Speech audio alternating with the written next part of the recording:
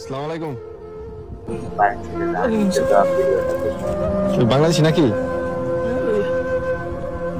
আপনি এত রাত্রে বসে রয়েছেন?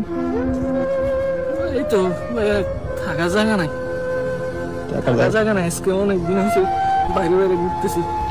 আমি আজকে 3 মাস হয়েছে সৌদি আরবে আসছি। দালালে আইনা আমারে কাজও দেয় না, কিছু না। এক জায়গায় কাজও গেছি, 1 মাস হয়েছে কাজের টাকাও দেয় না। এখন একজনের রুমে থাকতাম, খাইতাম, বার করে দিছে ভাইয়া।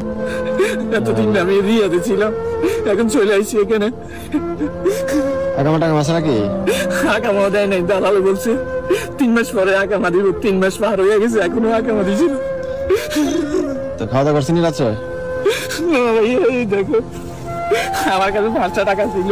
সকালে কি খাবো? দেখেন কবুজ ভাইয়া, একটা কবুজ খাইছি আর এই কটা কবুজ রাখি রাখছি, সব তো হয়ে গেছে ভাইয়া। তো আপনার কেন না আমরা এখানে আত্মীয় স্বজন